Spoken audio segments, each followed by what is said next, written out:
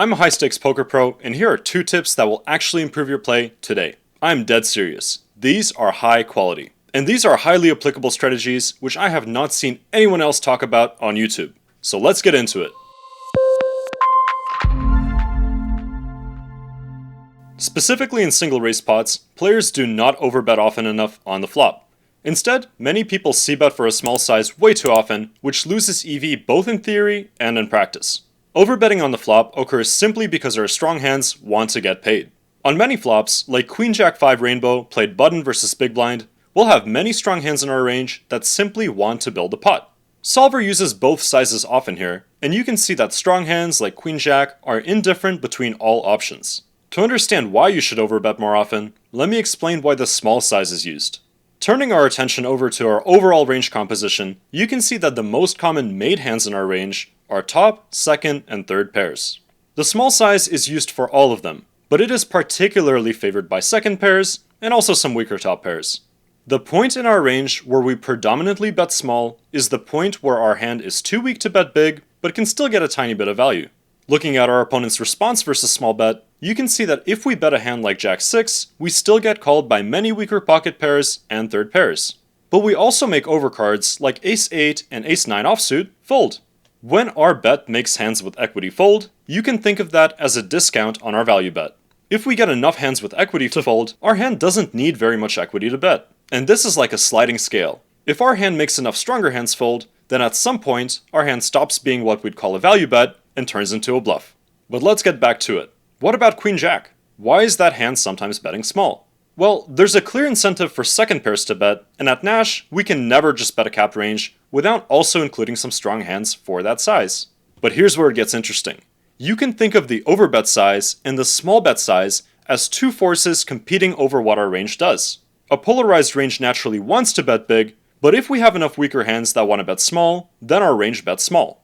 It's that simple. That's why on boards like Ace King 5 monotone, our range likes to bet small. We have a lot of Ace-X here that doesn't really get overcards or hands with equity to fold, but it's still able to just kind of bet small for a tiny bit of value. If we remove Ace-X from our range using GTO Wizard AI, then as you can see, we like to bet bigger. And if we remove enough medium strength hands, then we actually just overbet the flop.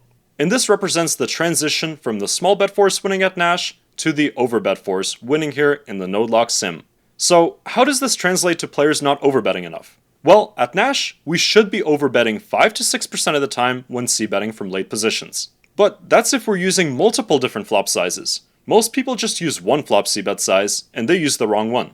When we have the small and overbet forces competing for the one size that players use on the flop, players overwhelmingly choose the small size. But GTO, and yes, I'm using that term correctly here, chooses the overbet size. If we simplify our strategy, again using GTO Wizard AI, down to one size on Queen Jack 5 Rainbow, then Solver picks the overbet size. And this size also wins on 10-8 Deuce Rainbow, and on Jack 8-4 Flush Draw. In fact, if you sort the flop report for Button's c-bet strategy by overbet frequency and just scroll down, pretty much all of these flops will overbet if you ask Solver to only use one bet size. This represents something like 20% of all flops. And exploitatively, this is such a good strategy to use. If you range bet small on the flop, at best you're just doing okay because you never get to exploit your opponent in the flop check lines. You never take check bet bet or check check bet. And there are so many good exploits there that I'll cover in future videos. So for now, let's just say that in theory, you should be overbetting the flop more often, and we'll cover the exploitative side of it in the future. And before we move on, I just want to let everybody know that I am currently doing a GTO Wizard giveaway in my Discord. 3 copies giving you access to a month's worth of solutions. I'm also posting daily in-depth hand reviews in the Discord. These are fully edited short videos, so join now to get 100% free coaching content every single day. But now, let's talk about the second mistake, not betting big enough on the river. And yes, I'm talking specifically about those big river jams, because I know you guys love those. I'm going to talk about some MDA in this chapter, so stay tuned. So let's say you didn't take my advice from earlier and decided to c-bet small on Queen Jack 5 Rainbow. Fine. On a blank turn, you decide to make a small overbet. And on the 5 of clubs river, buttons should be jamming almost all the time when they bet. We're jamming hands as weak as King Queen, which make 2 pairs here.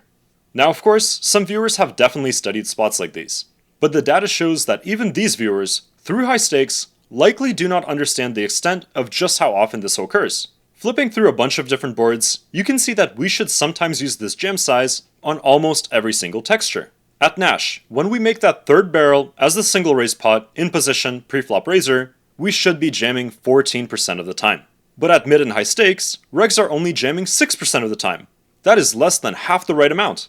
And this is a big deal. Just like in the first chapter, when smaller and larger bet sizes compete for the range of regular players, regs go with the small size here way too often.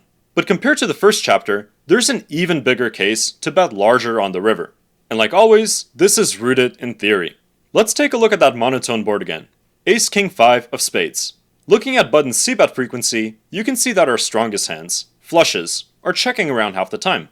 Obviously, this is because we have many weak pairs in our range that like to check, so we also have to check many flushes. But when we get to the river, because there are no more actions left for big blind if we check, it's not important to check strong hands, and so we should always just bet them.